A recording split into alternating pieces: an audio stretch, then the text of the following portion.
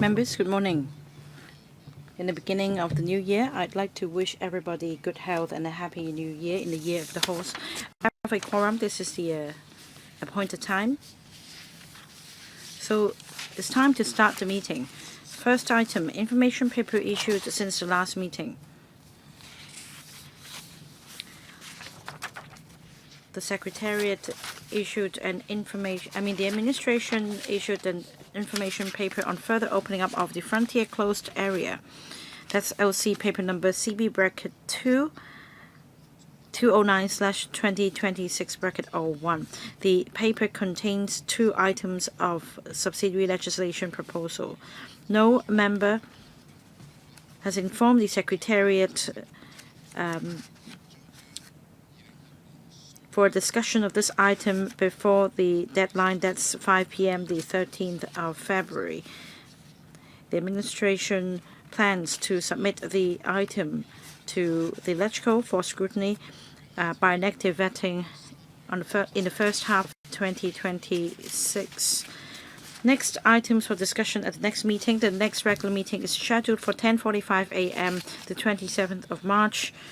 This year, the Security Bureau has proposed to discuss two items. First, item 1 on the list of outstanding items for discussion, operation of land boundary control points and latest progress of redevelopment projects. And 2, upgrade of the computer-assisted palm print and fingerprint identification system and the evidence management system. It's a funding proposal. That's also item 2 on the same list. Members, do we agree to discuss these two items? All right, thank you. Item 3. Development of the territory-wide closed-circuit television system or CCTV under the SmartView program. Let me invite the administration to come into the room. This is a funding proposal. Members, please note that according to Rule 83A of the Rules of Procedure, if there is any direct or indirect pecuniary interest in relation to the item that the member wishes to speak on, please disclose the nature of the interest before you speak. All members of the Council have been invited to take part in the discussion. Let me welcome Mr. P.K. Tang, Secretary for Security, and his team to our meeting today. The Secretariat has prepared a background brief for this item. That's CB bracket 2231/2026/03. So without further ado, I will invite Mr. P.K. Tang, Secretary for Security, to walk us through the paper. And that's the administration's paper, CB bracket 2231/2026/02. Members, if you wish to speak, please press the request to speak button now. Over to you, Mr. Tang. Thank you, Chair. Good morning, Chair and members. I am going to seek members' views on the funding proposal of the CCTV system under the SmartView program. I'd like to urge members to support us. The SmartView program is a government-led territory-wide initiative implemented by the Hong Kong Police Force in collaboration with different government departments. The purpose is to install CCTV cameras in public places with high crime rate and pedestrian flow. The first phase of the program was completed by the end of 2025 and across 18 districts in Hong Kong, basically in Hong Kong and Macau. In Kowloon, we installed 5,000 CCTV cameras in various locations, and also 6,000 CCTV cameras of other government departments and organizations concerned. Since the implementation of the program in April 2024 and up to January 2026, the SmartView program has assisted the police in detecting 899 cases, including serious crimes such as murder, robbery, yielding remarkable results. In light of our success, the Chief Executive proposed in the 2025 policy address that after achieving the objectives in the first phase, the government will proceed to the second phase of the SmartView program to enhance the network. Our target is to install 20,000 more cameras annually And by 2028, there will be altogether 60,000 cameras covering the entire city. For new development areas such as Northern Metropolis, we plan to implement the third phase between 2028 and 2031, totaling 6,500 cameras to further enhance effectiveness and coverage of the system. Now, members may know that for some of the CCTV cameras, they come under the management of government departments, public organizations. For security purposes, these cameras are installed at, say, recreational venues, boundary control points, access to MTR stations, light rail platforms, etc. Now, because these cameras are owned by different bodies and organizations, time is needed for the police to contact different departments and organizations for viewing the footages and consolidating information. It's a time-consuming process. In light of this, the SmartView program will address this pain point such that there will be direct connection to these systems. This can enhance the efficiency of and effectiveness of law enforcement efforts. It will also help save time and manpower. The other highlight of the SmartView system is to make use of AI in enhancing crime detection and efficiency of law enforcement. Now, the SmartView system is currently equipped with AI-powered functions such as crowd size analysis and automatic number plate recognition. As the number of CCTVs increases and video technology matures, we plan to introduce more AI-powered video analytic functions to enhance efficiency. Now, using AI technology, we can develop rapid algorithms to analyze videos and help police crack down on crimes. Now, with increase in the number of CCTV cameras under the second and third phases of the SmartView program, as well as the coverage of the network, we need to enhance the supporting facilities as well, such as optic fiber networks, network equipment, also expand system capacity, upgrade the systems to ensure that there will be sufficient capability for this system to cope with the full operation of the SmartView program and to ensure stability of data transmission within the network. Now, the SmartView program relates to the both to policing work as well as national security and public order, as well as geopolitical risk assessment. We need to ensure security and stability along the supply chain so as to ensure the security and reliability of the project as well as durability. Under such circumstances, we propose to adopt a direct engagement approach in the procurement of the program. As for estimates, some $4 billion of non-recurrent expenditure will be incurred between 2026 and 2027 to 2031-32. As for recurrent expenditure, the figure will go up from $72 million in 2026-7 to $243 million from 2036-37 onwards. Now, I understand that members of this council or members of the community may find the sum of $4 billion quite expensive. That means $70,000 per camera.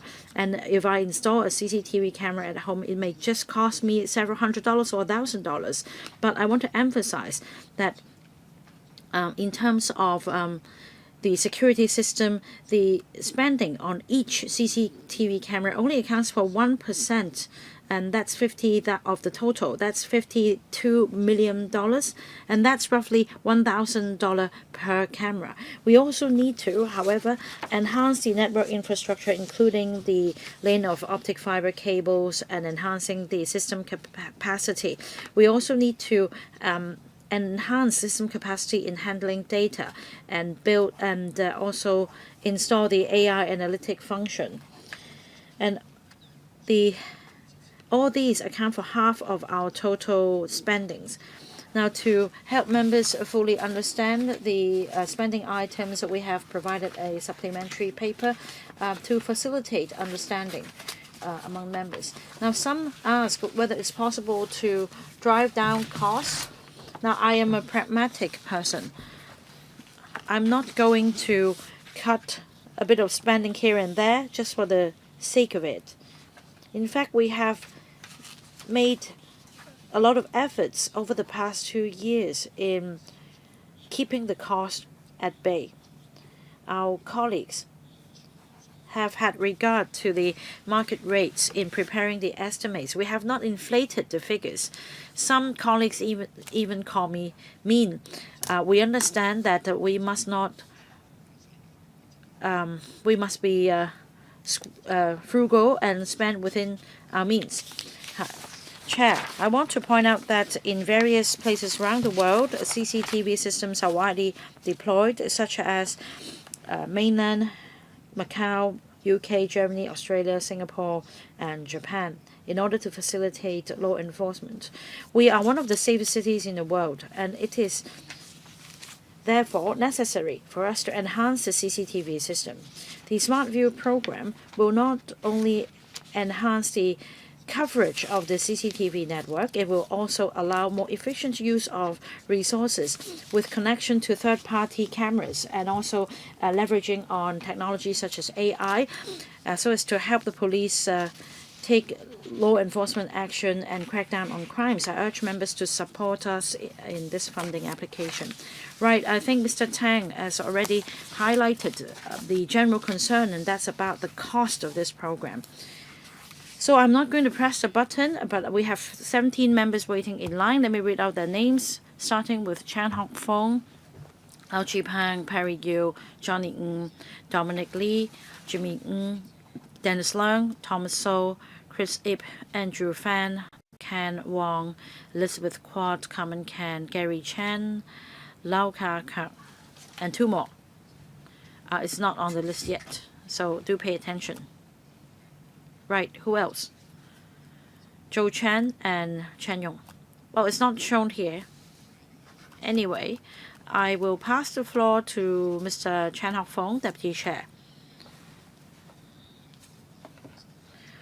Now, we should wrap up this item by 11:45, so I will give each member 3 minutes for the time being, question and answer. Bear that in mind. Now, if there is time left, I may allow for a second round. We start with Mr. Chan Hock Fong. Right, is expensive. Now, Secretary already explained the matter, so I will save this question on cost. Or rather, I will ask this question about technology. From the paper, I understand that the police will work with some private organizations, but for these business entities, in terms of their systems and the configuration, they may not be able to support the police's requirement. So, despite floating this sum of $4 billion, will there be additional funds needed for smooth interfacing with the systems in the private sector? The second question is this. Now, for SmartView program, as I understand, is not yet officially used for law enforcement. It's only there to help the police enforce the law. In the future, for traffic violations, do we need to enact another piece of legislation? Is it necessary to put a label on the cameras to specify such a function? The third question is this. Now, for example, for access to MTR stations and cameras installed at government buildings, who will be in charge of repair and maintenance in the future? I mean, will we be required to fork out money, say up to $200 million for maintenance in the future? Indeed, for the third-party cameras, we need money to ensure smooth interfacing because we need to set up terminals to connect to the networks. And we have included the estimates in the paper, and that's $4 billion in total. Second point relating to law enforcement, say parking and continuous double yellow line. Now, when we view such footage, we will ask our colleagues to book the driver. So it's used for law enforcement already. However, if we want to use the captured images as evidence in court, then we may need to enact legislation. At this point, the purpose is to assist the police in law enforcement to prevent, say, traffic jams.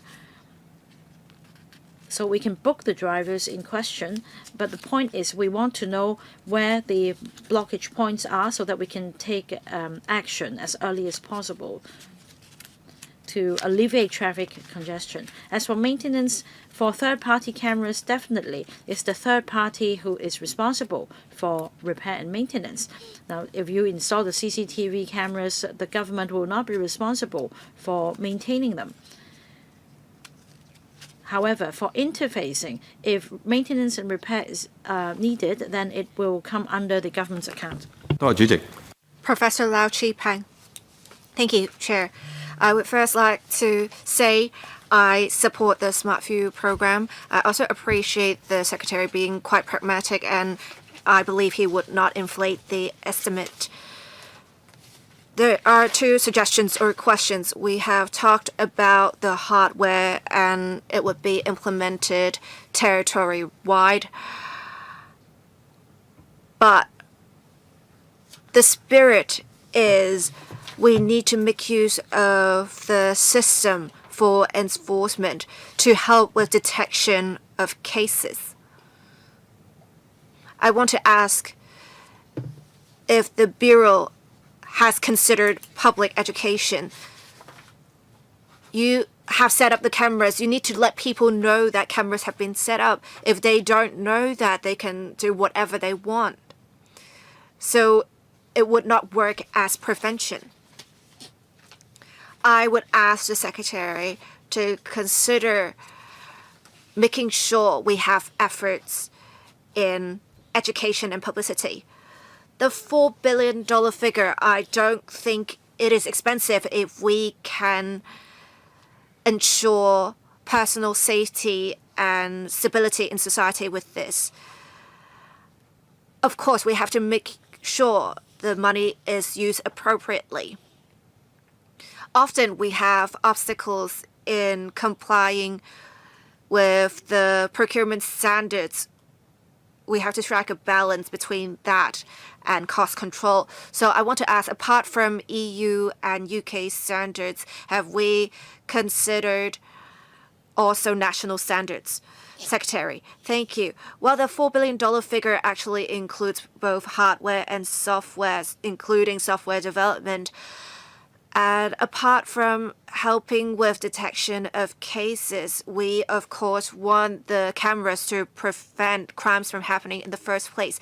We have affixed notices, and we also want to convey the message that in future, with more cameras set up, cameras are everywhere, and if you commit a crime, we will know. In future, we are also considering how AI can be used in detection of cases. For example, for the Customs and Excise Department at boundary control points, they have AI analyses, and if one is acting suspiciously, the AI functions can identify the individual for checks. So in future, maybe we can make use of AI so that in, say, shopping malls, if we've identified individuals who are acting suspiciously, we can go check the situation out. So this is a part of prevention. On procurement, we have adopted the direct engagement approach to ensure national security. We want to make sure we will not be choked at some point. We want to make sure there are no backdoors or there are any malicious programs implanted. So we have adopted a direct engagement approach. The country's standards are, of course, appreciated, right? They are, of course, appreciated. They're very secure. Thank you, Mr. Yu Park Leung. Thank you, Chair. I very much support the SmartView program. We want to make Hong Kong one of the safest cities, so this program is definitely appreciated. I agree that the Secretary is being pragmatic. I'm not an expert, so I will not compare the costs. In paragraph 14, you talked about how annually we'll be saving $19 million. It is not a significant sum. I think you're just being pragmatic by giving such information still. With the installation of more cameras, people will feel that there is more surveillance. There may be less work on patrols. We may not need as much manpower. I want to ask, in future, with the establishment of the force, will there be adjustments due to the implementation of the SmartView program? I want the Secretary to elaborate on this. The SmartView program can definitely assist with enforcement, enhancing efficiency, and reducing some work, and I believe by extension manpower. So is it possible for us to increase the annual savings? Because honestly, 19 million is not a lot. Thank you. Secretary, thank you, Chair. We're implementing the SmartView program not to save money. We want to help combat, prevent crimes with the implementation of the program. There are, of course, side effects with the SmartView program. Before, say, with robbery cases, we would have to spend much time on reviewing CCTV footage. Before, we would need to have an officer watch 10 hours of footage. Now we only need to have an officer look at 10 minutes of footage, and we would already been able to detect the relevant individuals. Now, with the savings of $19 million, it will not be about reduction of manpower necessarily. It's more about taking a focused approach. We can have enhanced patrol arrangements. We can also make use of the cameras with those installed at traffic hotspots. We can really divert traffic, or we can make better use of manpower. We can provide enhanced services without increasing manpower by making use of technology. So this is an enhancement in efficiency. Thank you. Dr. Johnny Ng. Thank you, Chair. Like many members, I support the program. I recognize the efforts done by the Bureau. I actually spoke in support of the first phase of the program. I have seen some good results. We have detected many crimes with the program. I believe most members are concerned with the cost. I want to ask specifically about storage equipment. The Secretary gave a breakdown. It would be 7% of the total. But then with the prevalence of AI in Q4 of last year and Q1 of this year, the cost of storage memory devices have really increased. It has doubled. So would it cause an inflation in the budget in view of this global trend in the increase of costs for memory and storage devices? So we have a cost for the security risk assessment, audit, and privacy impact assessment costing approximately $90 million. People may be concerned about personal data privacy. I believe with these assessments, it would help allay their concerns. I want to ask, what is the Bureau's plans in ensuring safety while also guaranteeing, protecting personal data privacy? Secretary. Thank you. We do understand with different developments, say development in technology, we will have cheaper technology, but then sometimes with competition, we will also see higher costs. We do have a contingency plan. We believe with the contingency, it can catch all the different changes in circumstances. We would try to be pragmatic by including this contingency so that we don't have to ask for increase in funding.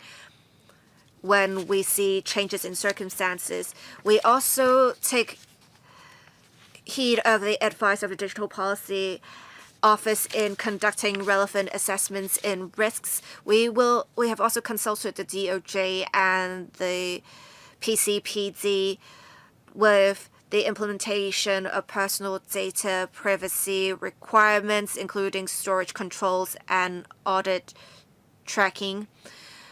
We would also post notices where cameras are set up to tell the public that we are recording activities in the areas. We have also internal guidelines where there is restricted access for taking out the storage. We would also delete relevant footage after a certain period. We also have audit logs in place to check if officers have access to review relevant footage. I believe with different safeguards, there is sufficient protection for personal data privacy. Next, Mr. Dominic Lee. Thank you, Chair.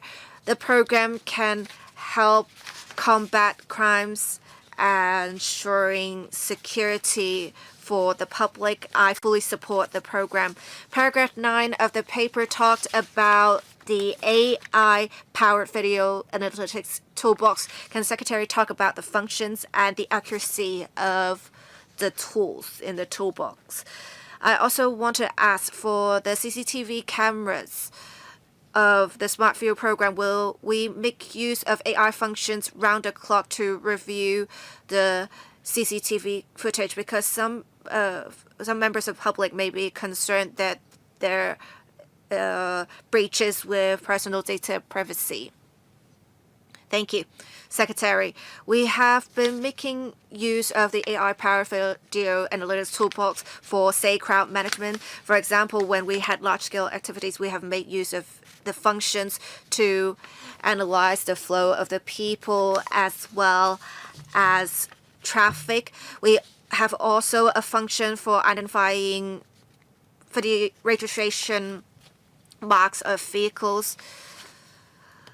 We also have a function under the toolbox that is related to facial recognition. So, for example, a robber can be identified with their face in one camera after another camera. So we can have some sort of facial recognition tracking that we can see the robber taking a bus after they've robbed premises and then they went home.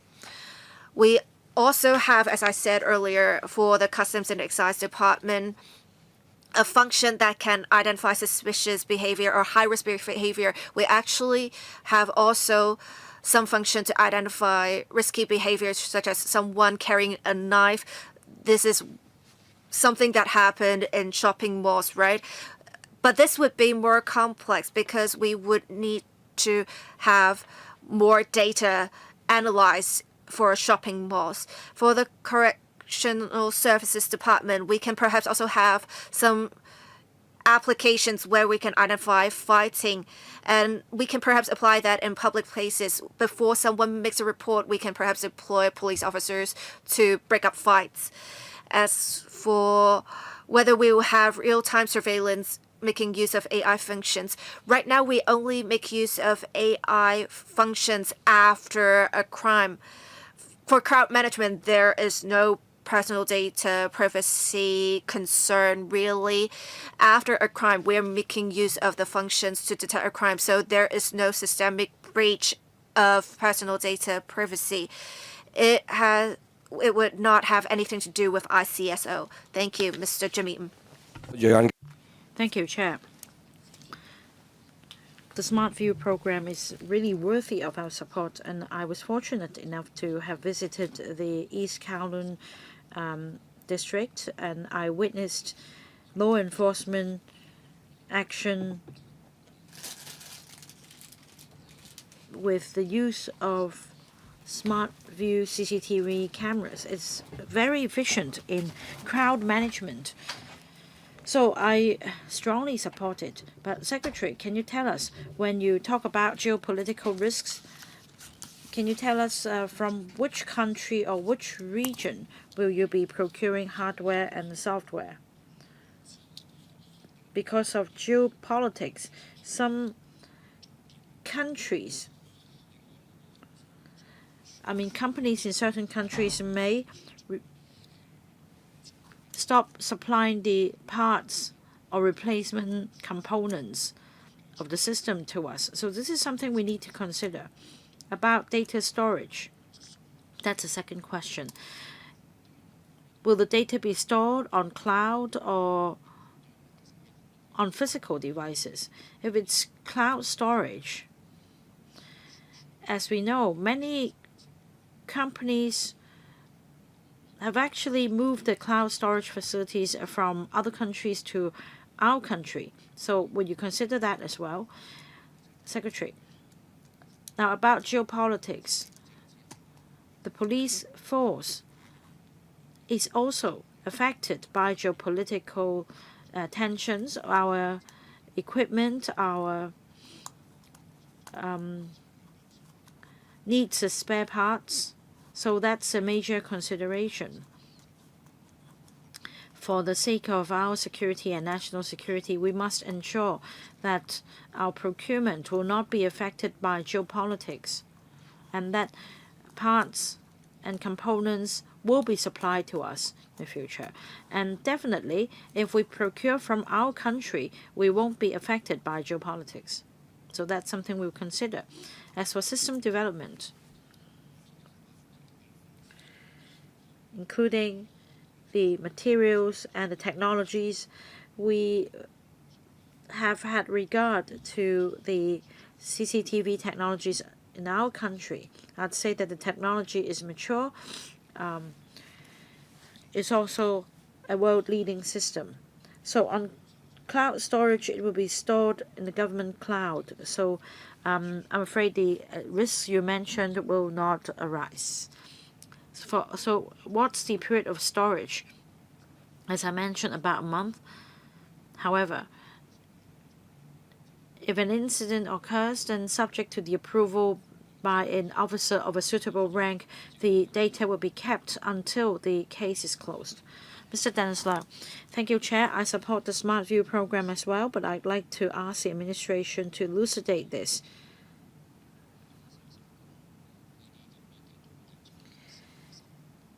Now, some dubious elements always say that the government installs cameras to keep everybody under surveillance. So the government should explain clearly that cameras are installed for the purpose of crime prevention and detection. And second question, as I understand from the paper, the recurring expenditure will increase after year 2031-32, especially from 2036 onwards. In terms of hardware, the maintenance cost will go up to $140 million. That's up by 2 times than before. Can you explain why? Has it to do with the lifespan of the equipment and that a replacement exercise will have to be carried out 10 years on? Are these included in your estimate? Third question. I understand in the third phase, 6,500 more cameras will be installed. That's a smaller number comparing to some 60,000 cameras to be installed for phase 2. Can you explain why? There is no information here. The Secretary mentioned traffic management. Now, I think your system should dovetail with the Highways Department's system so that we can handle road incidents and accidents more efficiently. Secretary, thank you, Chair. I'd like to take this opportunity to reiterate again that in terms of privacy, all cameras will be installed in public places. No privacy issues will arise. There will also be notices and signage to inform the public about the cameras. And if the cameras happen to capture, say, the windows of buildings, they will be masked.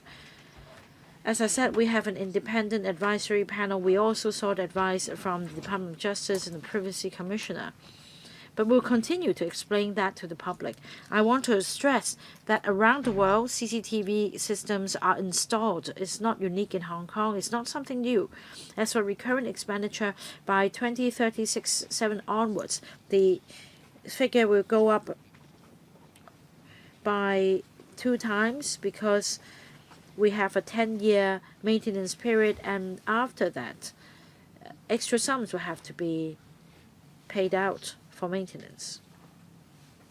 Our estimate already includes repair and maintenance costs in the future after the 10-year period.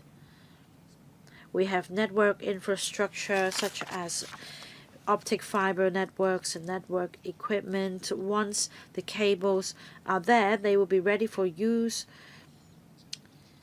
and no further maintenance will be needed. But the system may require an upgrade. For 6,500 cameras in the third phase, for newly developed communities such as NT North, we may need to install more of these cameras. It's unknown at this stage. By 2030, when we complete the third phase, the cameras will already cover the entire population.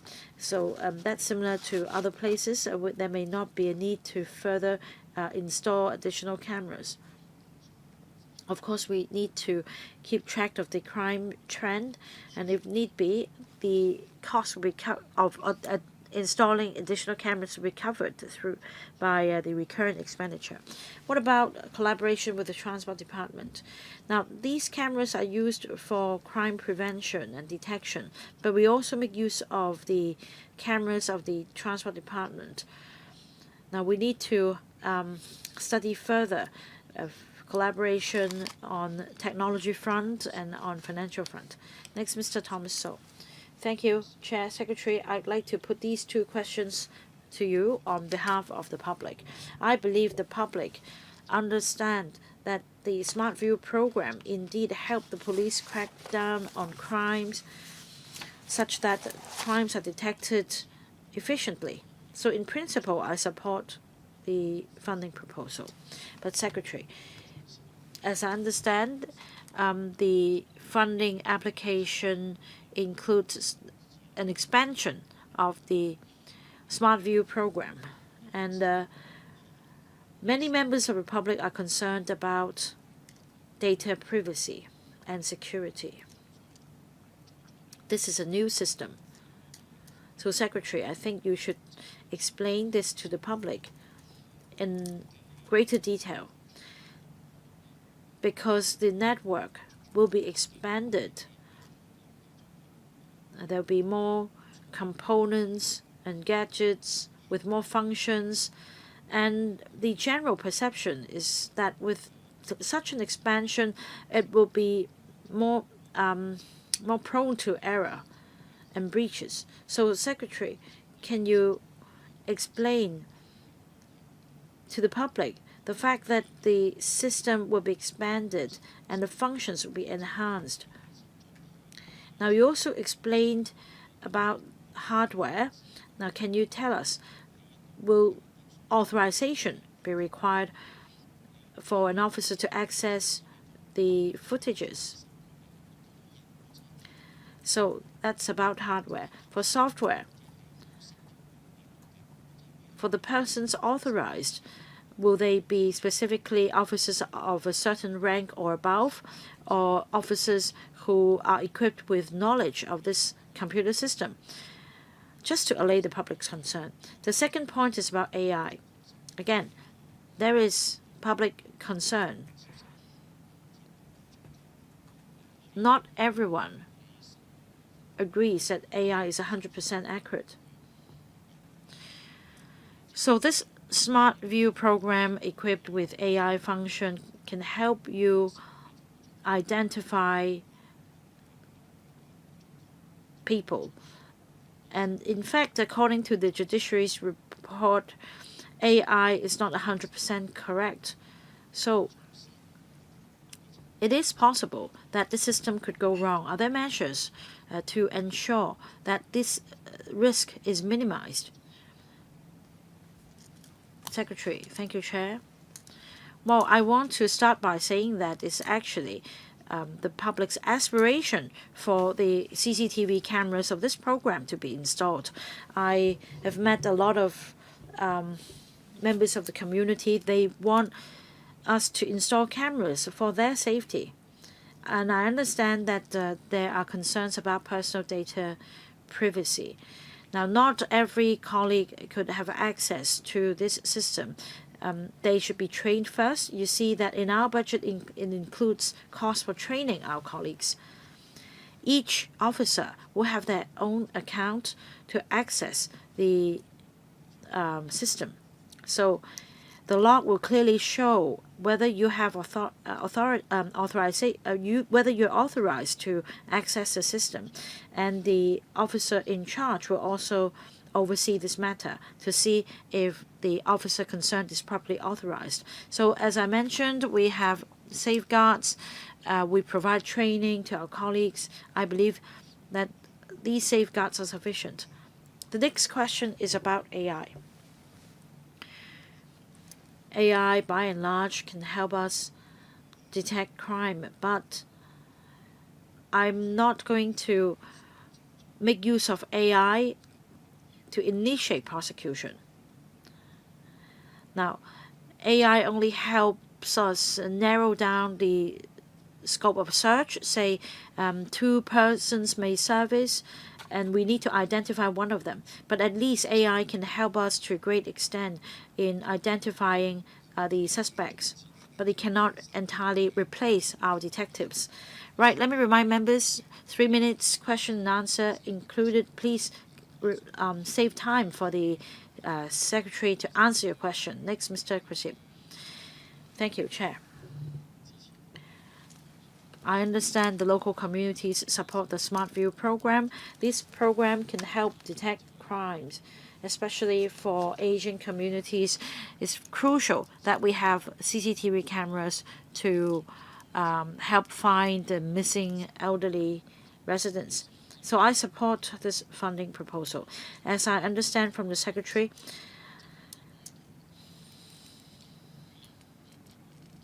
the recurrent expenditure will go up to $243 million by 2036-7 onwards. So how many CCTV cameras will be replaced every year for maintenance? You mentioned optic fiber network, but what about CCTV cameras? How long will they be good for? And Secretary also explained that $4 billion will be the final sum. It's hard to further drive down the cost. $1.3 billion out of the $4 billion, however, relate to the laying of optic fiber cables.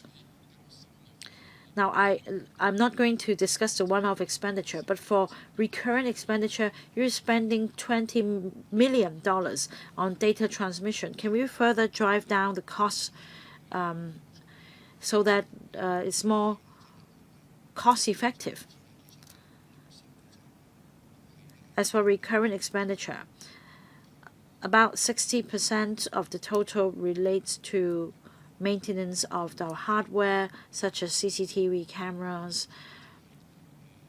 These cameras have limited lifespan, as you know. So 60% of the cost relates to hardware maintenance.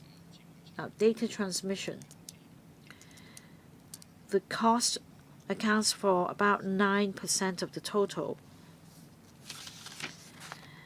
And the current figure stands at 12%, but with the lapse of time, the figure should be lower. And that with technological developments, it's possible that this figure will further come down. Any follow-up questions? Yes. Every year, how many cameras do we have to replace, and how long will the cameras last? We actually said the lifespan of the cameras will be 10 years. So more likely than not, within 10 years, we have to replace all the cameras. We have already accounted for that as a result in the estimates. But I think people will understand cameras will age. It's just like any form of technology. It's just like CPU. And even if a technology is not outside its lifespan, but because it is outdated, we may have to replace them. Thank you. Mr. Andrew Fan. Thank you, Chair. I would like to thank the Bureau for giving much detail, going into much detail for the estimates so we can have more careful consideration of the estimates. Now, with the direct engagement approach being adopted, I believe the Bureau is quite familiar with the partner or partners. With the breakdown for contingency and the staff costs, is it possible for the cost to be borne by the contractor? Because we have no capability of developing the system. If there is any contingency, it should be borne by the contractor, right? As for my second question, we have seen rapid advancement in technology, and I note that the end of the government's plan will be in 2031, where we'll have the full operation of the system. It is quite some time later. How can we make sure the cameras will not be outdated by then? Thank you. Secretary. Thank you, Chair. With the adoption of the direct engagement approach, we actually procure from more than one supplier. We have different suppliers for equipment, software, and other items. We are adopting this approach because we have to safeguard national security. We need to make sure the companies will not be compromising national security. And as I said earlier, some colleagues actually said I have been too strict with the cost control. And sometimes we actually found out when we asked the suppliers more than once, we can compress the costs further. And this is how we have reached our current figures. We have a 5% contingency planned because when there are changes in market prices, we have to pay the difference. And this is a common practice with procurement contracts. And in future for works as well, if we see any changes, we have to bear some of the risks. Mr.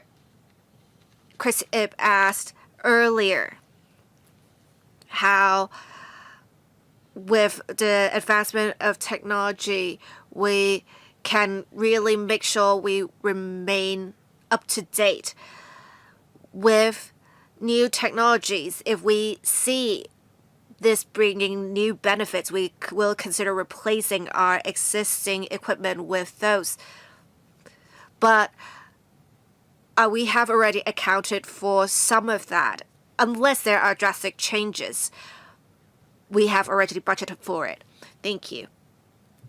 Mr. Ken Wong. I very much support the program. I believe the program can protect people's lives and property and can help with combating and prevention of crimes. The Bureau took the direct engagement approach for procurement. I understand and support this approach because it is about national security and public safety considerations. It's also about information security. How can we make sure with the connections to the SmartView program of private CCTV cameras, we will have unaltered footage and we will have mitigation measures for risks such as data breaches. We will set up cameras in different locations, perhaps also with traffic black spots or crime black spots, major roads, etc. For rural and remote areas, can we increase the coverage of CCTV cameras? And if we are increasing coverage in those areas, do we have a timeline for the installation of cameras? Secretary, for connection of private CCTV cameras to the SmartView system, it would be one way. They will not be able to access data on the system. So with these connections, it will not increase risk of potential data breaches on the system.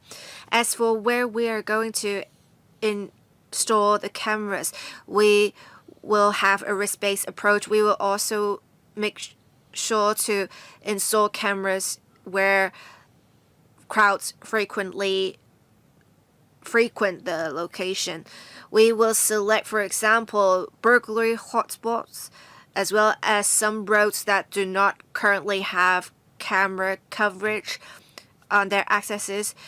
We will accord priority to these locations, but in general, we will complete the installation of cameras within 2 years. Thank you, Chair. Next, Ms. Elizabeth Kwok. Thank you, Chair. I very much support the program ever since the beginning, really, because it would make Hong Kong safer and protecting the public.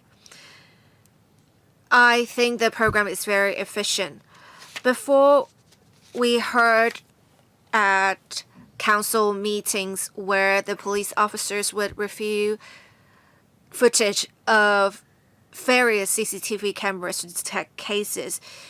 If we can make use of AI, it will greatly enhance efficiency. With the SmartView program, we'll install more cameras. We will also make better use of AI. I very much support this approach, and I think we should implement the arrangements as soon as possible. As for connections to the system of private sector CCTV cameras, I want to ask if the government has a plan whom you will invite to connect to the SmartView system, or would you just consider proposals when they are suggested by private companies?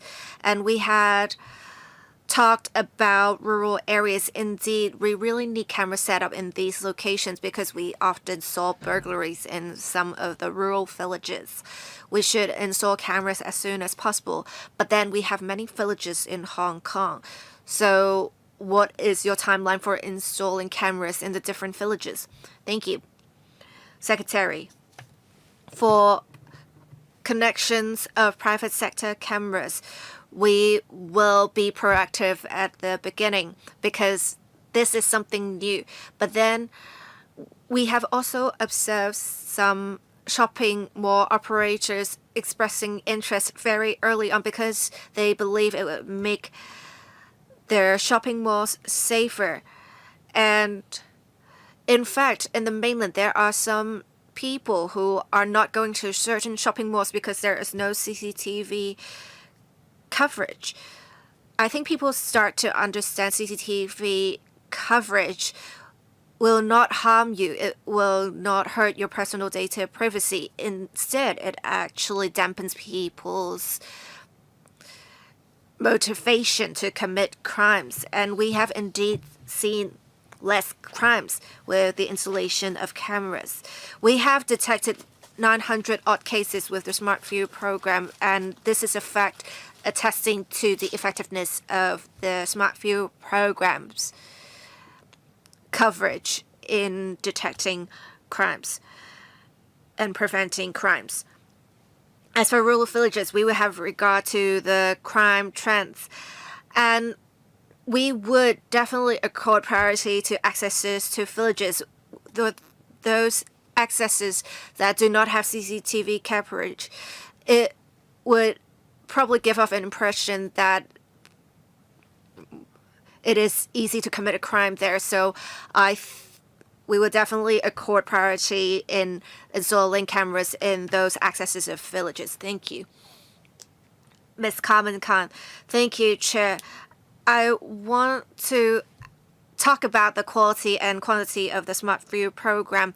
Now, for the quantity, according to the paper, in future we'll have 60 cameras set up. In the third phase, we will have some cameras set up for new development areas. And in fact, according to the background brief, in Singapore, we already have 90,000 cameras.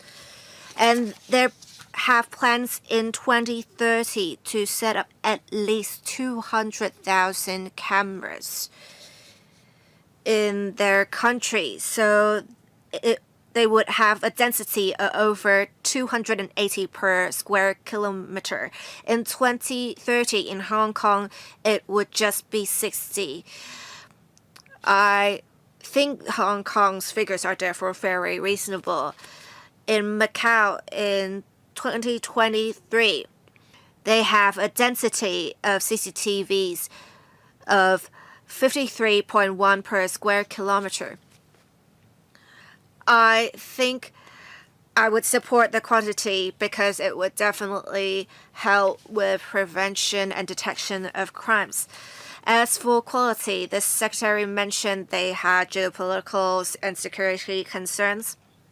They have therefore adopted the direct engagement approach. There is precedent, actually. The new generation communication system of the police force that we approved last year also adopted this approach. So I support both in quantity and quality of the program. And I know the police force for the new generation communication system at the finance committee stage, they have compressed costs further. I know the secretary said they have compressed costs to their best, but I ask if there is any room, please compress the costs even further. I also want to ask for the maintenance in 2036 and 37 and thereafter, it would cost $200 million. I agree for maintenance purpose, we should have cost allocated. That's for cameras only, though. For the maintenance of software, how much will that cost? Secretary, thank you. For the cameras, I do thank the Council Secretariat for preparing a background brief, providing supplementary information. We actually have the latest information. In 2020, in the UK. The UK has many rural villages, but then let's talk about the City of London specifically. Per square kilometer, they will have over 500 CCTV cameras. In Singapore, as the member mentioned, they would have 260 CCTVs per square kilometer. In Macau 2028, they will have 120 CCTV cameras per square kilometer, and in Hong Kong it would be 214. So compared to Macau, City of London, and Singapore, the figures are comparable. As Ms. Carmen Khan said, for the system, we have compressed the cost from $5 billion to $2 billion. There are some differences because before we were going to use two systems, and in the end, we are making use of a single system. So we have been able to compress costs greatly. I did not talk about what in the beginning the cost was. It could really scare you, but now we have compressed the cost to our best. It will be $4 billion. The recurrent expenditure in 2036-37, 60% of the cost would be on hardware maintenance and repairs. We have also some costs for consumables, batteries. Actually, the electricity charges are quite costly, and we have quite a part of the cost that is related to electricity. For network communication, we do have to do some maintenance and repairs as well. Say for optic cables that are broken, or we need to do repairs after accidents, we would have such costs. Thank you, Chair. But what about the lifespan of the cameras? So it is 10 years for the cameras. What about for the software? We have some software updates. We also need to update the antivirus software. It's not about the lifespan of the software per se. We have to consistently update the relevant softwares. So, hardware, network, or perhaps you supplement the information at the next stage when the item is discussed at the Finance Committee. Right, I want to remind members once again, 3 minutes only, question and answer. Next, Mr. Gary Chen. Thank you, Chair. I would call the first phase of the SmartView program a success.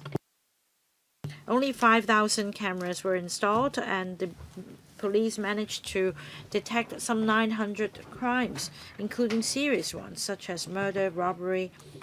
I think there is a need to expand the scope. The government plans to install 60,000 more cameras in phases. Well, I hope we can prioritize black spots. CCTV cameras should be installed there first to enhance efficiency. The next point is something that I have always suggested. We should connect the police system to the systems of other departments.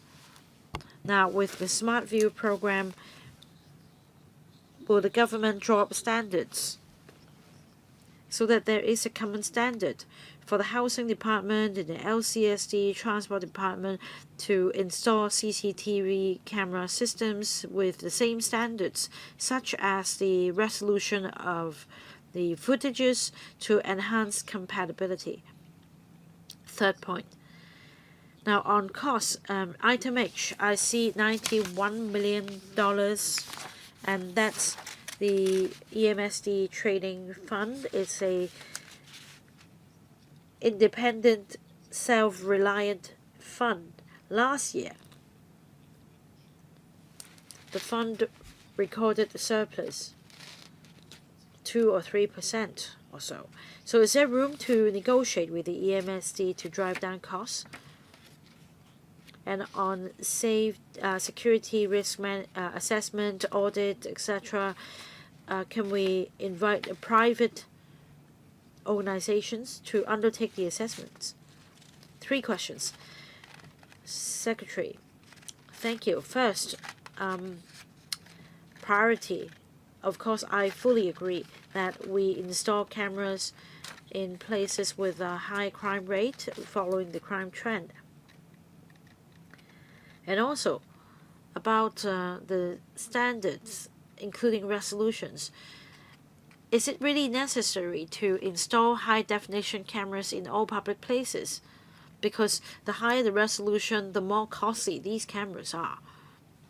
So we need to discuss whether it's necessary to go for high resolution. EMSD. Well, I think they go by a formula. If there is a chance, I will further discuss with them. And also, I need to discuss further whether we can ask a private organization to undertake the assessments. Mr. Lau Kaka, according to the administration's paper, the SmartView program is very effective. From April 2024 to January this year, the program helped the police in detecting 899 cases, including serious crimes such as murder and robbery, yielding remarkable results. This fully demonstrates the need for leveraging technology in crime detection. It will also enhance law and order in Hong Kong. I support phases 2 and 3 of the SmartView program so as to further enhance the effectiveness of SmartView system and the coverage. I have 2 comments. Paragraph 10. Because of national security and geopolitical risks, the police will take the direct engagement approach in procurement. Now, I fully appreciate the reason of not adopting open tender, but I hope the Bureau can talk to the relevant counterparts of our country so as to adopt technologically mature solutions in your procurement. Second point, according to paragraphs 2 and 3 of the paper, cameras will be installed at other locations such as major roads, critical infrastructures, access to MTR stations, etc. I hope that villages and 3 new buildings will also be covered by the program, because these are also spots frequented by criminals. Secretary, thank you, Chair. As I already explained, our country leads the world in the use of CCTV and technology. And we do refer to their experience, and we do learn from our country. Second point, we agree that in rural areas, 3 new buildings, these are black spots, and if need be, we will expand the coverage of these areas. Anything to add, Mo? Next, Mr. Zhou Chan. Thank you, Chair. I fully support this program. I think it has come by too late.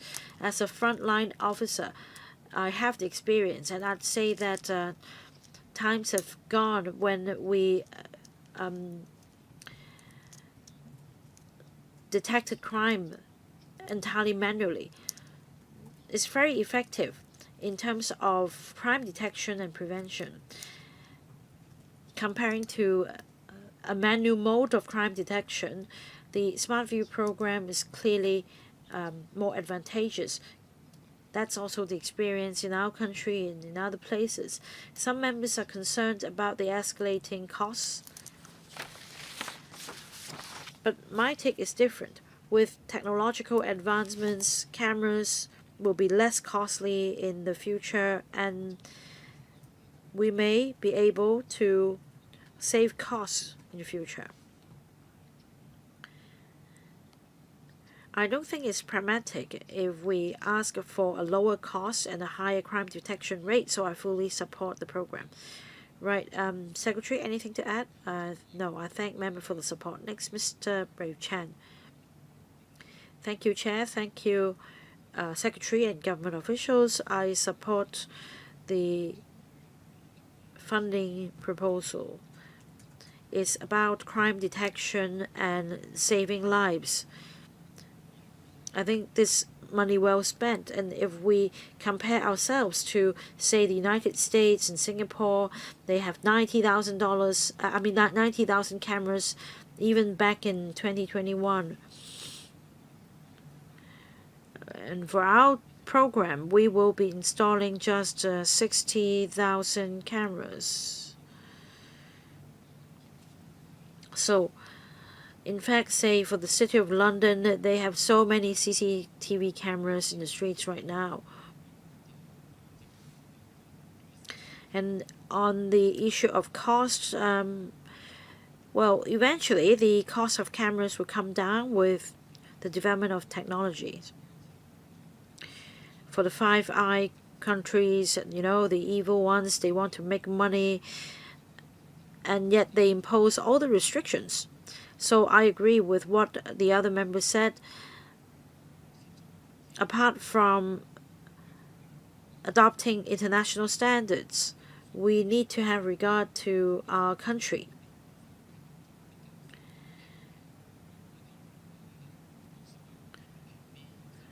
So for the second or even the third phase, with technological advancements, by then will we be able to procure cheaper cameras with better function so as to enhance efficiency? I'd like the Secretary to elucidate this point. Thank you. Upon completion of phases 2 and 3, and that's by year 2030, the number of cameras in our city will be on a par with with the rest of the world. Per square kilometer in Singapore, 268, in Paris 389, City of London 545, and also in Macau 127. So that's roughly the similar number of cameras. But we will have regard to the latest development and development of new communities in the third phase. in installing additional cameras. And I emphasize that when we conduct procurement, we definitely make sure that our country standards are included so that we won't be subject to tariff hikes, etc. And also with development in technology, I'm sure that prices will come down. This is only natural. Next, Mr. Bill Tang. Thank you, Chair. I have a question on the $4 billion figure. I want to know whether there is, I understand that the cost includes, say, the laying of optic fiber cables, but I want to know whether we can achieve economy of scale. Is there any difference if we install 60 or 90,000 cameras when it comes to the cost per camera? Do share this information with us if it's available.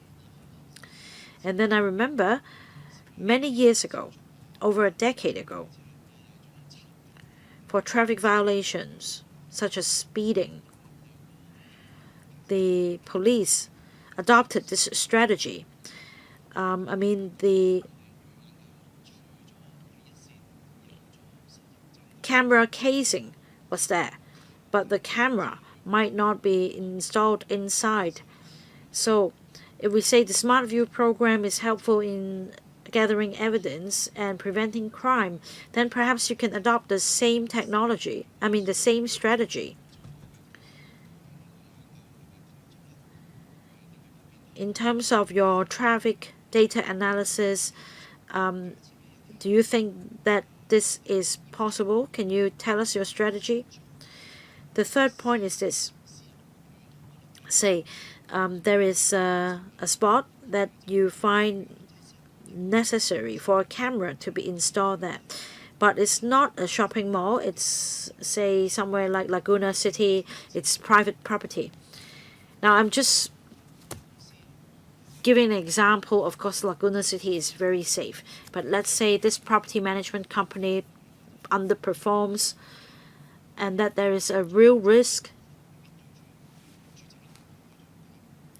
Is it possible, as far as the law is concerned, for CCTV cameras to be installed in private premises as long as you turn the camera elsewhere to face the street instead of the private property?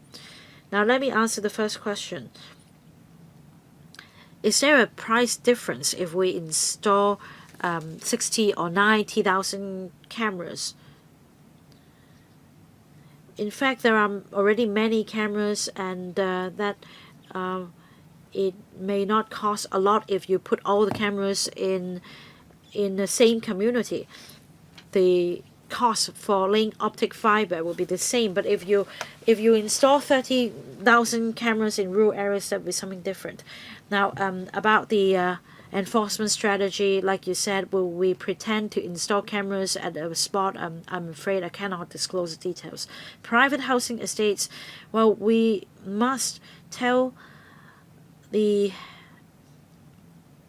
private owners if we are to install cameras that can capture the area of the private property. And it's also up to private owners to decide whether to install cameras in the private housing estate. Right, 18 members have already spoken. In the interest of time, I'm not going to allow a second round. This is a funding proposal. The administration proposes to submit the item to the Finance Committee for examination. Is there any objection? I don't see any further comments, so I thank the Secretary for coming. And now we move on to the next item, and that's immigration facilitation measures for public and businesses. Let me invite the administration to come into our room first.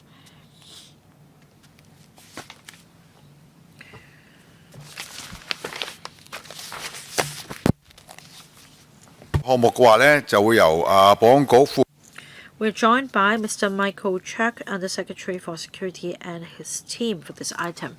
He will walk us through the paper. The Secretariat has prepared a background brief, and that's CB bracket 2231/2026 bracket 05.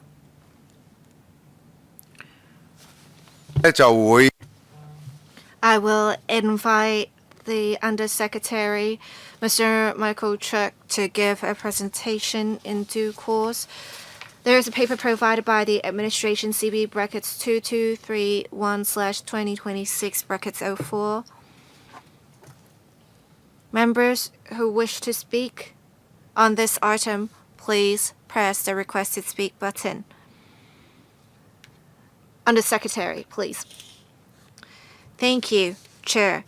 The Security Bureau will brief members on the visa and immigration facilitation measures introduced by the SAR government to attract businesses and talents. The National 15 Five-Year Plan emphasizes that Hong Kong should leverage its distinctive advantages and important role of having strong support of the motherland and being closely connected to the world. We have been actively trying to promote the southbound and northbound flow of talents with immigration facilitation measures. We have also visa arrangements to really strengthen the role of Hong Kong as a super connector. On facilitating the flow of talents, we have been working with mainland authorities, maintaining close communication to facilitate the flows of talents between the mainland and Hong Kong. In November last year, the mainland authorities announced the expansion of exit endorsement agreements to Tianjin, Hebei, Jiangsu, Zhejiang, and Anhui provinces, as well as the pilot free trade zones of the country. It has provided great facilitation for mainland talents to come to Hong Kong for exchanges and visits in general. And in May 2024, the mainland authorities extended the duration of stay for holders of the exit endorsement for business visit from 7 to 14 days. And the applications are accepted nationwide, irrespective of applicants' place of household registration or place of residence. On northbound travel, we have been facilitating non-Chinese Hong Kong residents to go to the mainland. Now they can apply for multi-visit entry arrangements lasting for 5 years maximum. We also have provided priority processing for foreign staff of Hong Kong registered companies. We also welcome the country starting from July 2024, allowing card-type documents for non-Chinese citizens of Hong Kong and Macau residents, so that with this permits, they can make use of cards and make use of the self-service kiosks. They are really popular. At the end of January 2026, we have already 94,000 of such documents issued. The SAR government is also working hard to attract global visitors to Hong Kong. We have seen closer ties between Hong Kong and ASEAN countries. We have relaxed multi-entry visit arrangements for Cambodia, Laos, Myanmar, and Vietnam. We have also provided group visitor fast-track arrangements. We also specifically invited some ASEAN individuals and provided immigration facilitation to them. In the 2025 policy address, we have relaxed for different Central Asian countries multi-entry visa arrangements, relaxing the relevant restrictions to promote development of certain sectors.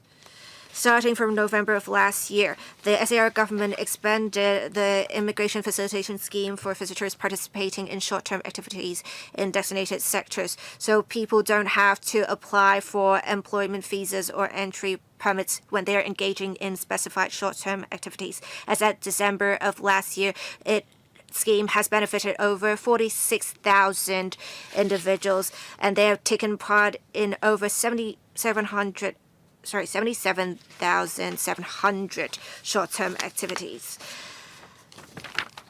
And to leverage on the advantages of Hong Kong in arbitration, the SAR government provides immigration facilitation for persons participating in arbitral proceedings so that eligible persons can come to Hong Kong without the need to obtain employment visas and/or entry permits. We have also been trying to enhance clearance efficiency and travel experience. We adopt the development directions of simplicity and efficiency.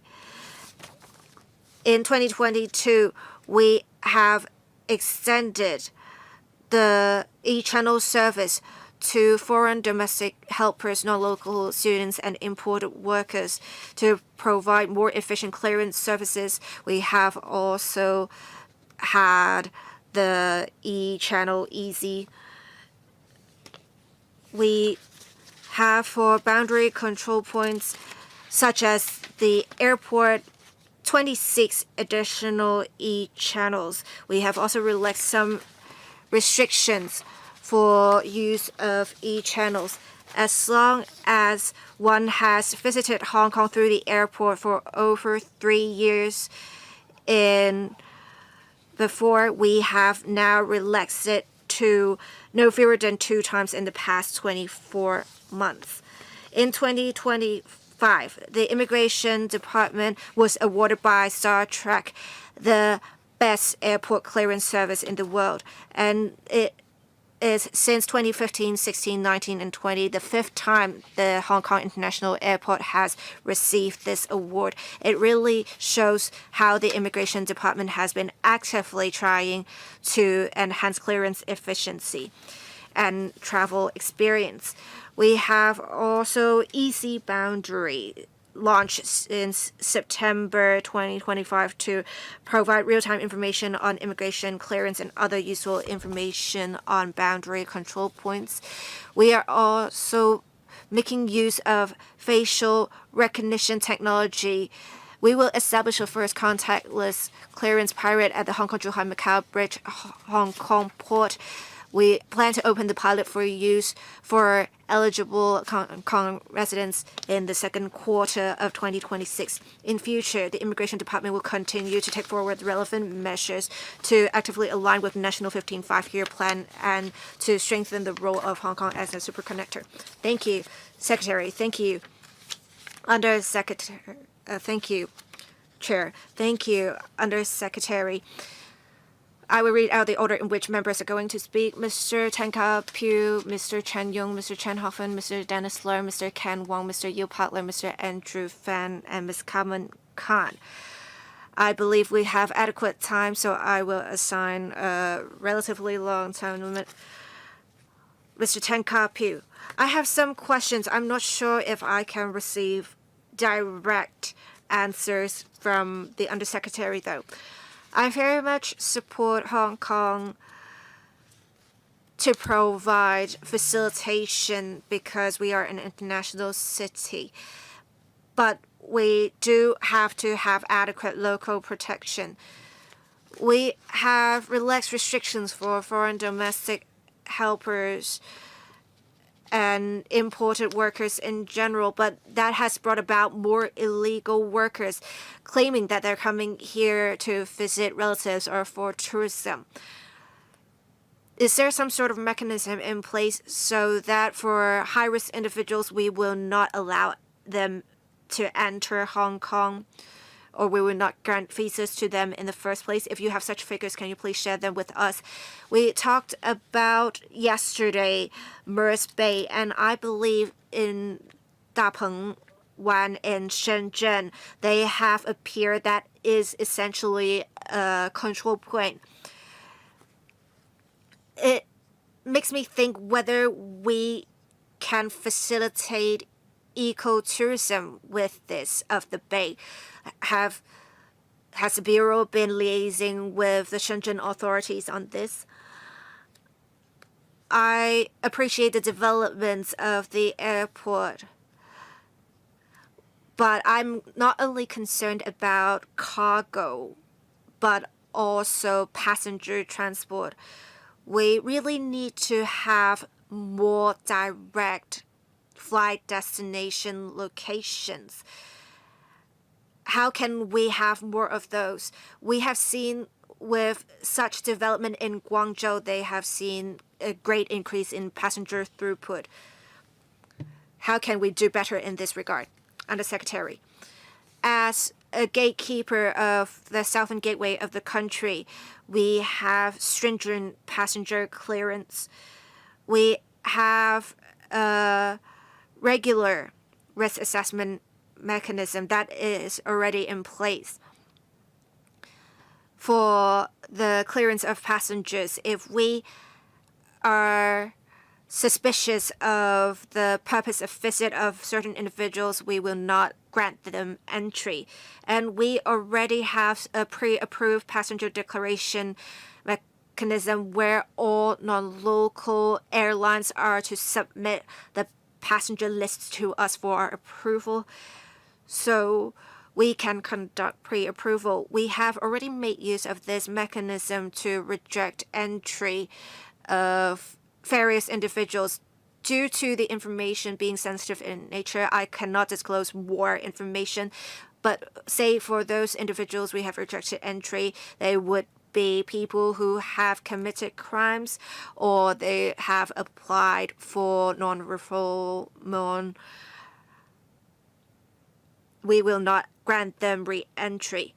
So please rest assured, the Immigration Department is playing a good gatekeeper role while maintaining clearance efficiency.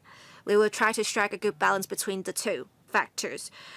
As for the Merce Bay port, the Security Bureau has not conducted discussions in this area with the mainland authorities. However, we welcome any two-way facilitation. But it involves not just Hong Kong authorities, but also Shenzhen authorities and the central authorities.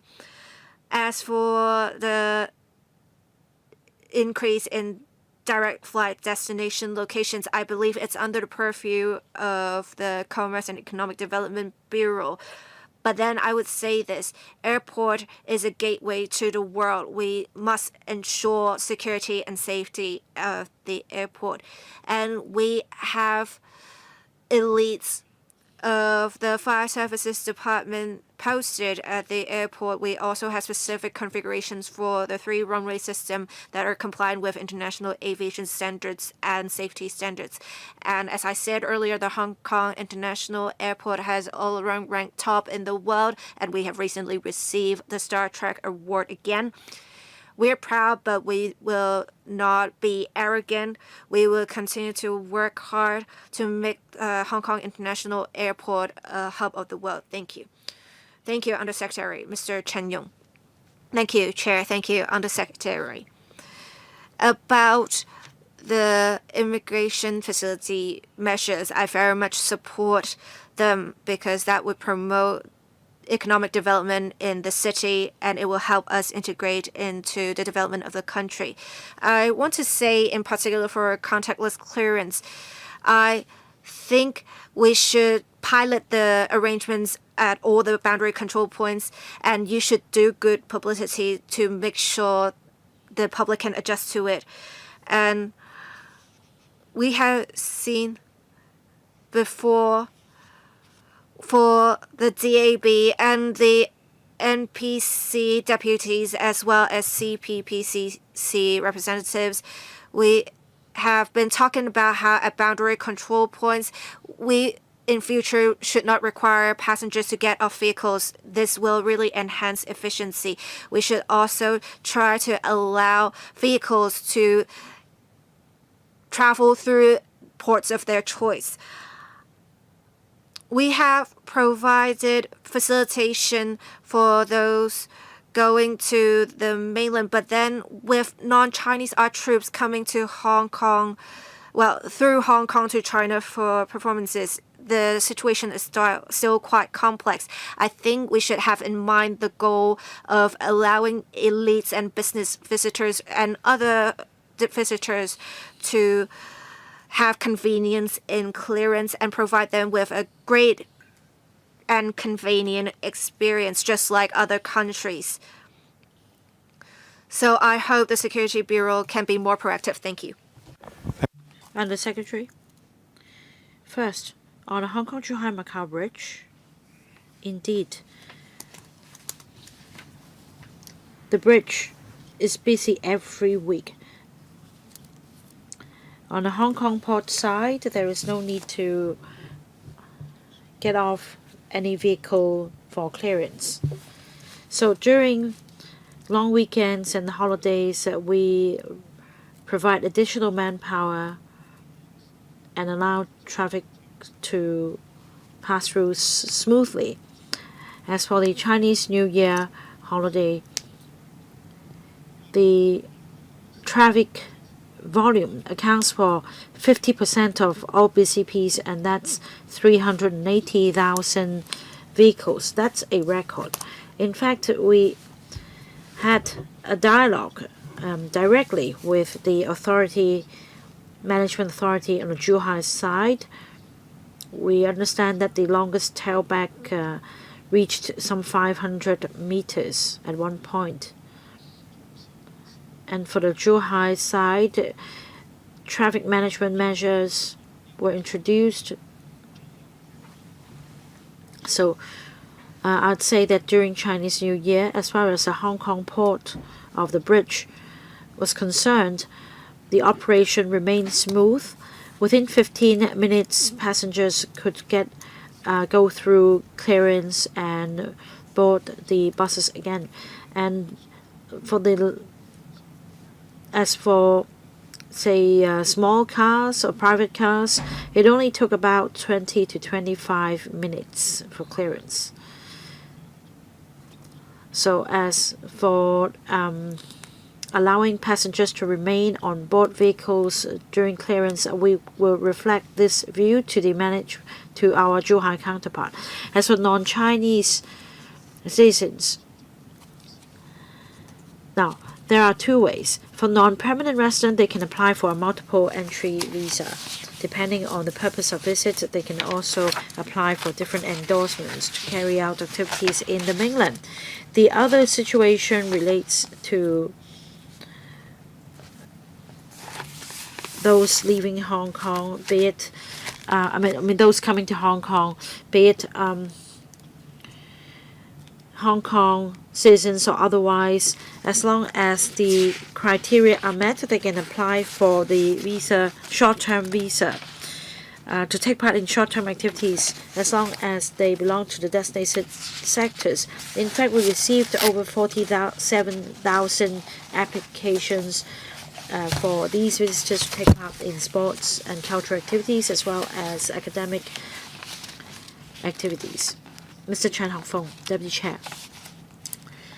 I support the immigration facilitation measures. They are good, but I have also been hearing complaints from the local communities, especially among grassroots, about illegal employment, especially in the food and beverage sector and home decoration business.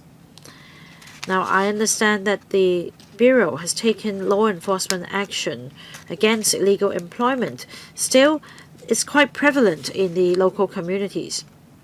In fact, on social media platforms, we see advertisements relating to illegal workers. These are job ads for illegal workers. So we need to step up our efforts to combat illegal employment so that they will not exploit this loophole. About the other facilitation measure, now as mentioned by Mr. Chan Yong, there is traffic jam at the Hong Kong-Zhuhai-Macau Bridge. Many Hong Kong people would like to travel up north through the arrangement. Now, will the Bureau reflect our request to the central authorities so that more channels will be opened, more quota will be provided, so that the northbound travel scheme can be expanded? The third point is a complaint from employers of foreign domestic helpers. Some domestic helpers have taken out loans and left Hong Kong. Is there a mechanism to monitor these foreign domestic helpers to prevent them from coming to Hong Kong again? Under Secretary, first, on combating illegal employment, we attach great importance to this action. We also have joint operations with the police, and let me report to members. In 2025, we carried out close to 20,000 joint law enforcement operations with the Immigration Department and the police, and we also arrested 1,264 illegal workers, as well as 500 plus employers. We make sure we understand that some employers were sentenced to imprisonment, and we also carried out some 1,000 specific joint law enforcement action regarding delivery workers. We arrested 34 illegal workers and 25 other persons involved in, say, the landing of accounts. Illegal employment is a law and order problem. It also involves the rights of local workers. So, indeed, we need to step up our efforts, such as gathering of intelligence. We conduct cyber patrols as well. On law enforcement, apart from joint operations, we also have sting operations, including delivery workers as well as photographers. For home decoration, we also send our undercover agents to tackle illegal internal designers and also furniture fitting, that is furniture ordered from, say, Taobao. We also check the social media platforms. Now, the ads are really careful. They don't publicly say that they will send people to Hong Kong. They will only give send these messages privately. So we'll strengthen our efforts in this regard. The northbound travel scheme is very popular. That's the other point. We are working on southbound travel scheme as well, and as the Secretary for Transport and Logistics mentioned, we are taking small steps as to whether there is room to further explore the opening of more channels and BCPs. Now, as I understand, with the upgrading of facilities in Zhuhai Port, it's now much quicker for passengers in small cars to go through. The problem is that during busy weekends, long weekends, and during the peak, there may be, the BCPs may be more crowded, and we may not be able to cope with the surge in demand. But do check the smart easy boundary, which is in our online information channel when you plan your journey. What about foreign domestic helpers? Now, for foreign domestic helpers who have violated the law, quite some of them would apply for non-refoulement claims afterwards. Over 1/3 of non-refoulement claimants staying in Hong Kong at the moment actually come via proper channels. And if they have violated the law and if they then leave Hong Kong, we do have a mechanism to stop them from coming again. Next, Mr. Dennis Lau. I support the immigration facilitation measures for public and businesses. It's good for the flow of talents. It's good for business and trade promotion in ASEAN and Central Asia. Now, I have one question relating to paragraph 6. For mainland businessmen and traders, they will be allowed to stay in Hong Kong on the strength of the exit endorsement from 7 to 14 days per entry. Now, we have received complaints that some illegal workers have entered Hong Kong on the strength of such an endorsement in order to take up illegal work here. Will you strengthen your efforts in intercepting such cases to prevent the abuse and to prevent the problem from going worse? The second point is about group visit. The measure covers 4 countries, including Vietnam, Cambodia, Laos, and Myanmar. Will e-visas be adopted, and will more countries be included so as to promote tourism and economic development in Hong Kong? The third point is about this pilot scheme. Immigration facilitation scheme for visitors participating in short-term activities in designated sectors.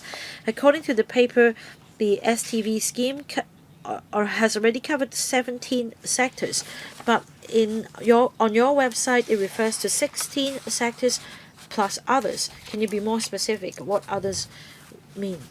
And also for MPF, I understand that for e-channels, they are installed at various BCPs with facial recognition technology used. How accurate are these channels? Will they involve the detection of crime? Undersecretary, first on illegal employment for a mainland visitor coming to Hong Kong on the strength of a visa or an endorsement. If this illegal worker engages in something that is not relevant to the purpose of visit, they will be arrested for violation of the labor laws, and will also notify the mainland authorities about the abuse. About the second question, whether e-visas will be allowed for these visitors from ASEAN countries, we have digitalized the application process, in fact. Third point, about the immigration facilitation measure for visitors participating in short-term activities in designated sectors. It covers 17 sectors, and for the other categories, we provide flexibility. If in the view of any policy bureau,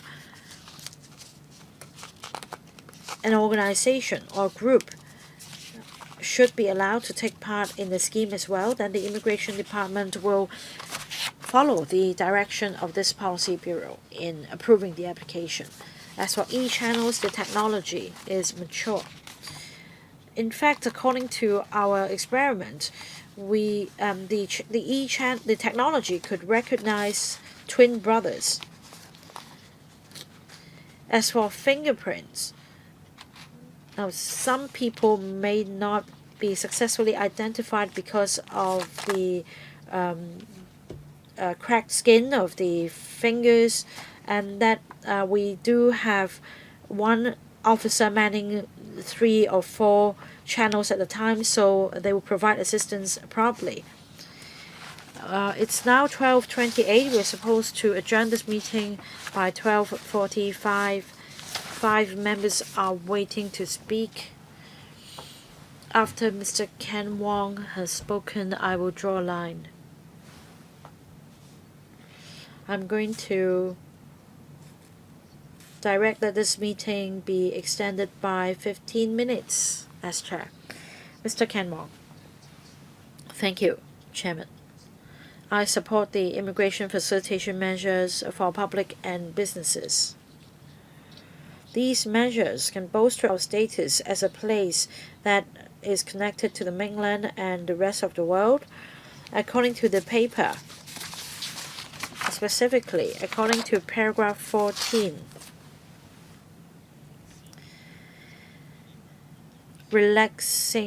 relaxation of visa requirements are put in place to facilitate exchange with visitors from ASEAN and Central Asian countries, such as relaxing the application criteria for multiple entry visas and also fast-track arrangement for group visitors. But as at the end of January 2026, only 19 applications were approved. And among the ASEAN countries, there is a clear gap in relation to the number of applications from these countries. Now, about the 19 applications from the 4 Central Asian countries, I want to know why there is such a gap and will the government roll out promotion and publicity campaigns to enhance the country's awareness of our facilitation measures. And also, according to paragraph 20 of the paper, in the next stage,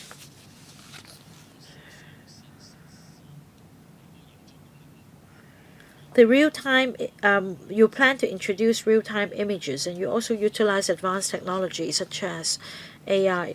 And when will this take place? How does the Bureau ensure accuracy and timeliness of the data on the platform, as well as protection for personal data privacy? Under Secretary, thank you. About the visa figures for the 4 Central Asian countries being relatively low, as well as some of the ASEAN countries, they have never had high application figures. We didn't reject any application, actually. I believe it was due to the fact that we did not have much contact before. I will work with the colleagues who are in promotion as well as officers in the Commerce and Economic Development Bureau to promote visits made by individuals in these Central Asian countries. As for Easy Boundary, right now it updates every 15 minutes, and there is a line at the bottom showing when the information was last updated. We hope to, in future, make use of video analysis functions as well as AI to analyze the flow of people, and we will select appropriate ports to implement relevant arrangements. We want to implement such in the ports where there is higher traffic, because with this pilot scheme, we want to have cost effectiveness with the piloting arrangements as well. For the busier land boundary control points, we want to have some sort of prototype available to provide real-time images. As for personal data privacy concerns, indeed, the cameras will be able to capture people going in and out of the area. So we will make some adjustments to allay such personal data privacy concerns. People accessing Easy Boundary do not have to provide any information or log in. It is just a website providing information, so one only has to adjust their own IT settings when accessing the relevant web pages. Thank you. Mr. Yu Park-Leung, thank you, Chair. I would like to praise the Bureau for really making it work during the recent peak period. The Customs and Excise Department, the police force, as well as the Immigration Department have done much work. And actually, myself, during the Chinese New Year period, has made use of the control points for 2 trips, and I can see that accurate information was provided by Easy Boundary. For immigration facilitation, I believe with the various arrangements, they have really helped the private sector developing new markets. But of course, we always want to seek improvement. I recently went to the Dubai airport, and I can see they are already implementing contactless clearance. They don't even have gates now. I think we really need to catch up. I do know the Bureau has plans to pilot contactless clearance in the Hong Kong-Zhuhai-Macau Bridge. I hope that in future the arrangements can also be implemented in the airport. As for the immigration facilitation scheme for visitors participating in short-term activities in designated sectors, as Hong Kong is to be developed into an international cultural exchange center that East-West Cultural Exchange Center, we really need to make use of the scheme's arrangements. Last year, we saw an increase in the fees. And last year, I took part in an activity held by a Klansmen Association in Shamshui Po. They invited a dance troupe, and they have to pay quite a high fee for the scheme's arrangements. For the other arrangements because they are not qualified for the scheme. So I want to ask how we can really expand the coverage of the scheme. Thank you. Undersecretary, I would like to thank the member for recognizing the efforts of the different law enforcement agencies. They have really worked hard during the Chinese New Year period. We have seen a record high in passenger throughput, but for most people, I believe the experience was quite good. So that is something to be appreciated. We did increase the charges for visa fees or for the facilitation schemes arrangements, but right now we are only recovering 43% of the cost. And compared to neighboring regions, we have very low fees, especially compared to Singapore. Singapore has charges that are $100 higher than ours. As for who are qualified under the designated sectors in the immigration facilitation scheme, we actually keep an open mind. As long as the relevant bureaus think these short-term visitors are beneficial to Hong Kong's economic development or development in other areas, they can raise this to the Security Bureau, and the Bureau is the executing authority. So as long as the Policy Bureau thinks the group is suitable to be eligible for relevant arrangements, we will approve we will vet the relevant applications. So we do keep an open mind. Thank you. Mr. Andrew Fan. Thank you, Chair. I would like to praise the efforts of the government. In paragraph 14 of the paper, the Bureau talked about some immigration facilitation measures for ASEAN member states as well as some Central Asian countries. We're trying to facilitate business activities, but businesses don't work one way. Have we been striving for these countries to provide facilitation arrangements to us as well? Of course, I understand this may not only involve the Bureau, it may involve the central authorities or the Ministry of Foreign Affairs. This is in accordance with the basic law, but I think it should work both ways. So it would be great if we have two-way facilitation. Thank you. Undersecretary, the central authorities have given us great freedom for immigration controls as well as travel documents. So we have our own set of travel documents. We have been actively promoting to different parts of the world about our passport, and we have over 180 countries and regions providing visa-free access to us. And for most countries and regions, we do have things work both ways.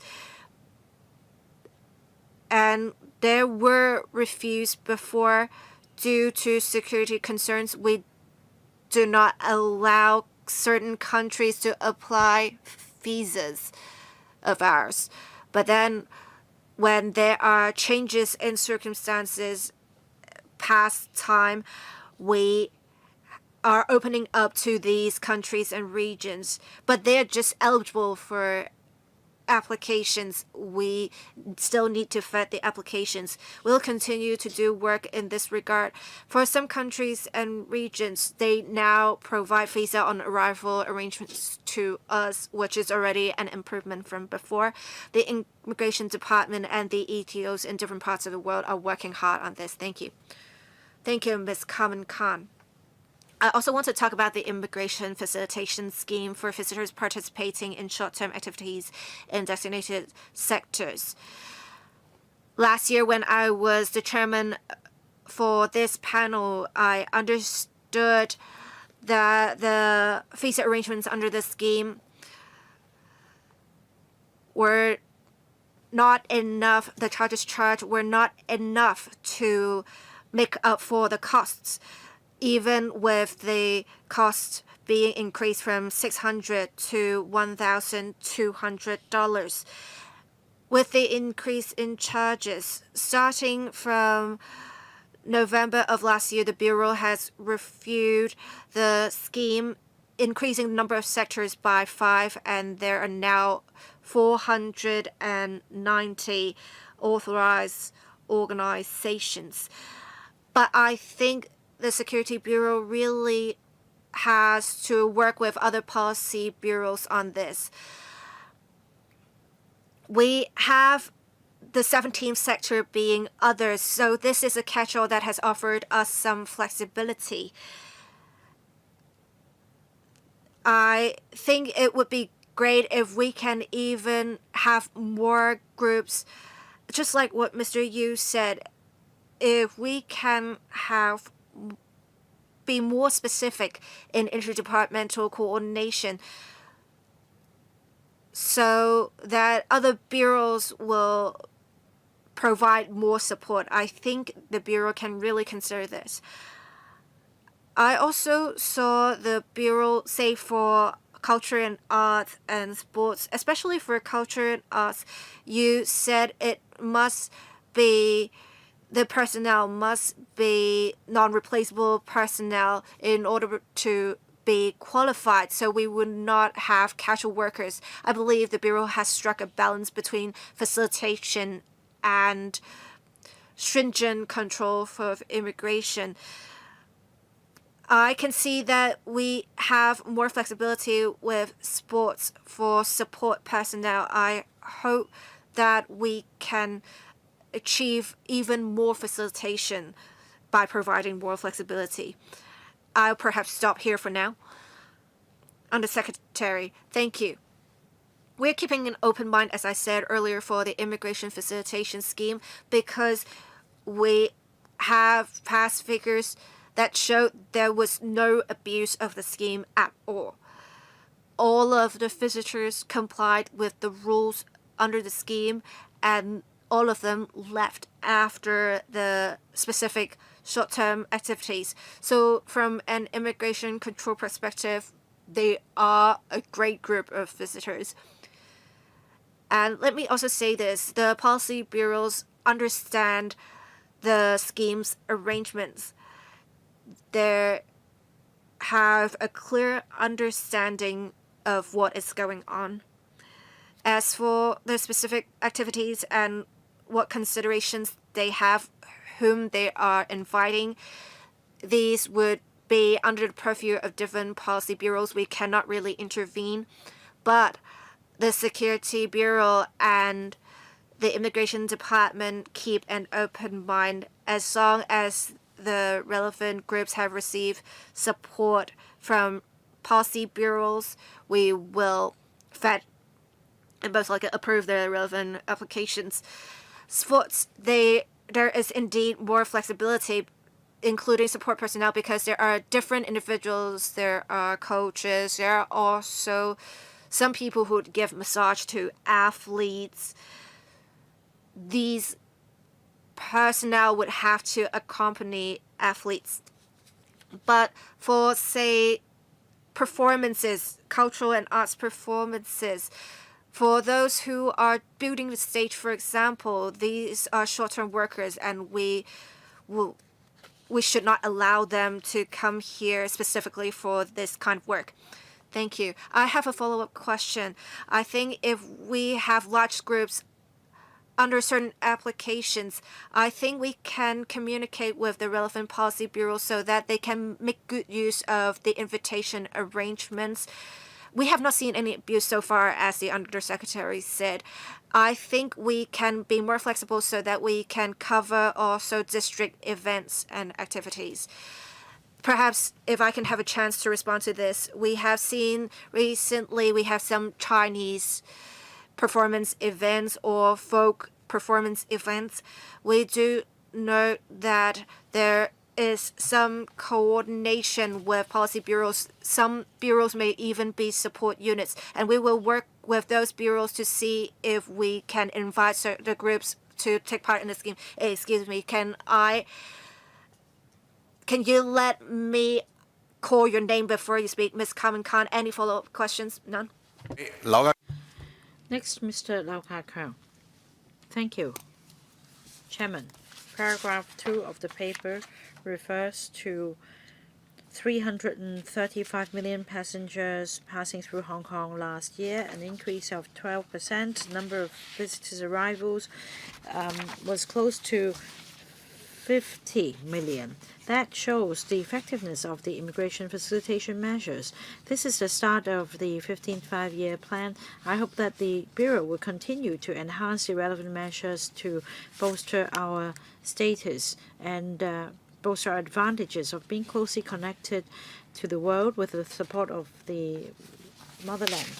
Now, paragraph 14 refers to a series of relaxation measures for ASEAN countries, which are the second largest trading partner of Hong Kong.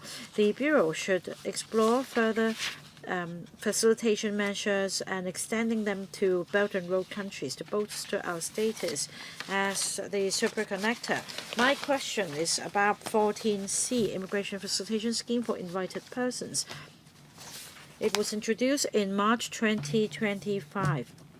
Is there information as to the specific persons invited from which countries are these invited persons? Can you tell us about the cumulative economic benefits for Hong Kong? Paragraph 20. Now the next question is about this one-stop platform, information platform. At this next stage, we'll also introduce real-time images, and now the platform comes with 11 languages. I hope that when time is ripe, you can further analyze the data of visitors and introduce more languages so as to give visitors a better experience. Secretary. Yes, to answer the first question about invited persons. As of the 19th of February 2026, we received altogether 34 applications, all of which have been approved. These are persons invited to take part in activities that will bring economic benefits to Hong Kong, including personnel from Vietnam, Cambodia, Laos, all Asian countries. Some are from visa-free countries, including Indonesia, Thailand, Singapore, Malaysia, Brunei, and also specific sectors including finance, retail, information technology, construction, legal sectors, and so forth. All these can help us raise our profile in ASEAN countries, and that they'll be willing to take forward in development here. As for languages, we provide languages that our tourists speak on the platform. Will also analyze data and add more languages to the platform. All right, anyone wanting to go for another round? If not, then let me just say a few words. First of all, I thank the Immigration Department not only for the immigration facilitation measures for public and businesses, which we've just discussed, but for their exemplary performance during holidays and long weekends. I believe many of your colleagues remained on duty during these periods, so I'm grateful. As for groups coming over for exchange and competition events, their applications are handled expeditiously. So your department also contribute to cultural exchange in Hong Kong. Now, many colleagues discussed illegal employment today. This is something close to my heart as well. In fact, last year, I had a meeting with you together with representatives of the Furniture Association in Hong Kong. They expressed concern about illegal employment in Hong Kong, and I understand that since last year you have undertaken law enforcement actions with people arrested. So I just want to say that your undercover operations have been effective. Keep up the good work. And also, word of a reminder, you allow Shenzhen citizens to come over on the strength of multiple entry visas, right? It's a facilitation measure.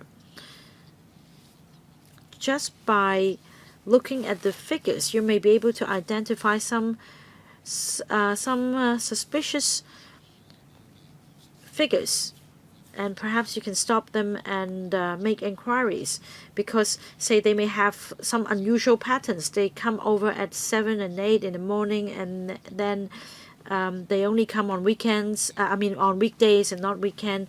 I suppose your colleagues can keep watch of the situation. And also for those coming on exit endorsement for business, they can stay here for up to 14 days. They used to be able to stay for 7 days only. Now, Secretary, can you tell us whether you have data as to these individuals coming over not for the genuine purpose but for illegal employment? If so, you should talk to the mainland counterparts and see check the organizations involved. Right, thank you, Chair. About the relevant data, we will liaise with the Secretariat and provide such information after the meeting. I thank the Chair for acknowledging our work. Apart from combating illegal employment, we also provide services related to people's livelihood, such as application for documents.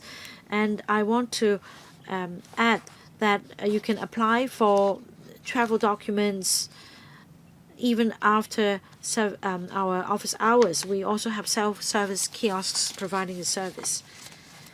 Right, if there are no further questions, that's the end of the item. Next AOB, anything else? If not, meeting's adjourned. Thank you. Thank you, Undersecretary and your team. Thank you.